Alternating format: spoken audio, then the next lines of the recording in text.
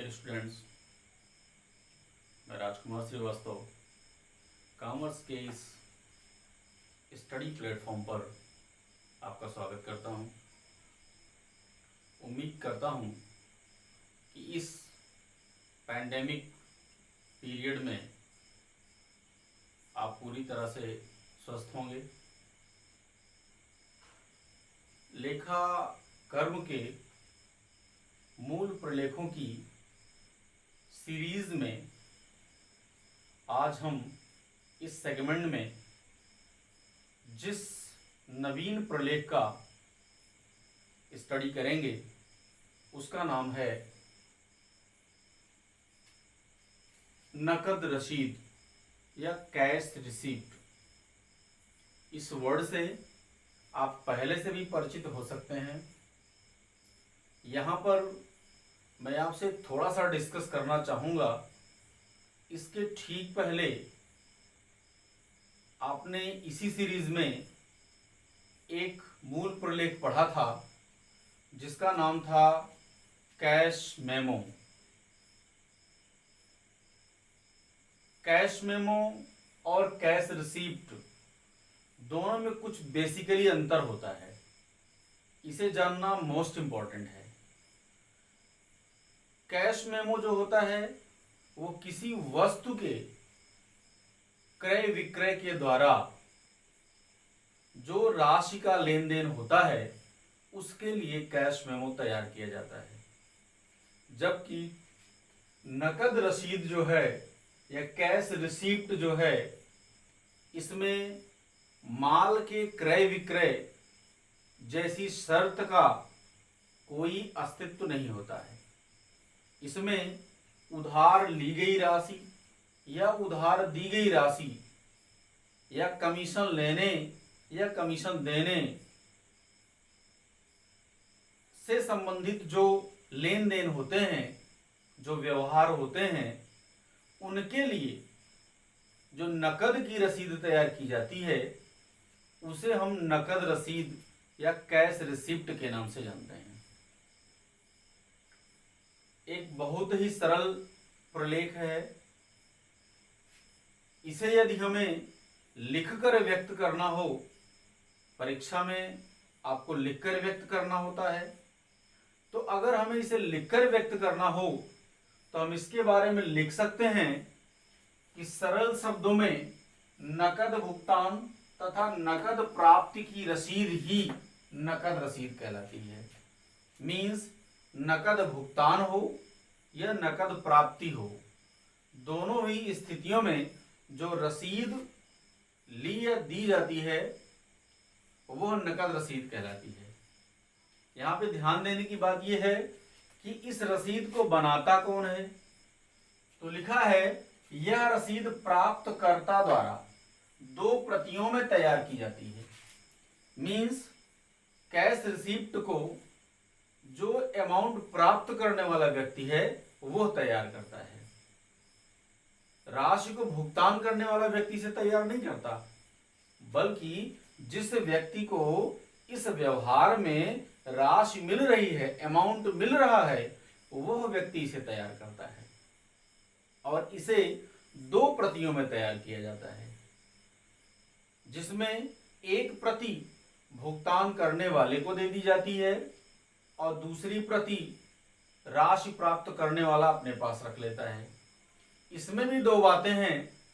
जो first page होता है उसका या जो मूल प्रति होती है वो भुगतान करने वाले व्यक्ति को दी जाती है, और उसकी जो कार्बन कॉपी होती है, जो सेकेंड प्रति होती है, वो प्राप्तकर्ता अपने पास रख लेता है। और इन दोनों के पास, प्राप्तकर्ता और भुगतानकर्ता, इन दोनों के पास जो रसीद होती है वो रसीद मूल प्रलेख का कार्य करती है। मीन्स इन फ्यूचर अगर कोई वाद विवाद होता है तो दोनों व्यक्तियों के पास रसीद होगी और सेम रसीद होगी, डिक्टो रसीद होगी, दोनों में कोई परिवर्तन नहीं होगा। तो वाद विवाद की स्थिति में दोनों पक्ष उस रसीद को अपने प्रमाण के रूप में प्रस्तुत कर सकते हैं। इसमें देखते हैं इसमें नकद भुगतान करने वाले का नाम, पता, तिथि, प्राप्त की गई राशि तथा उद्देश्य आदि का उल्लेख होता है। जो व्यक्ति धनराशि का भुगतान कर रहा है उसका नाम, उसका पता, जिस डेट को वो भुगतान कर रहा है वो डेट, और जितना अमाउंट वो भुगतान कर रहा है उस अमाउंट को, तथा उसके साथ ही साथ, अमाउंट के साथ ही साथ उद्देश्य भी, किस उद्देश्य के लिए वह राशि भुगतान कर रहा है, इन सारी बातों का इसमें वर्णन होता है। और इसमें पहली प्रति भुगतानकर्ता को दी जाती है जो उसके लिए मूल प्रलेख का कार्य करती है, तथा दूसरी प्रति प्राप्तकर्ता के पास रहती है जो उसके लिए भी मूल प्रलेख का कार्य करती है।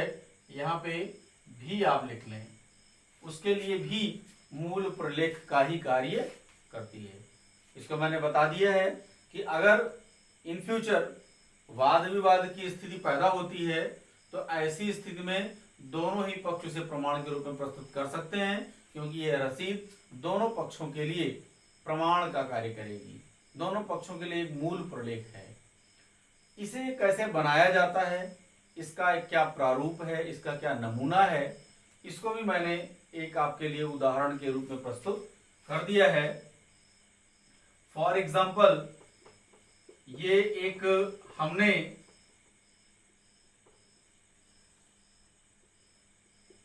एक रिसिप्ट बना दी है, इसे आप देखें। ये प्राप्तकर्ता हैं रमन इंडस्ट्रीज लिमिटेड। इनका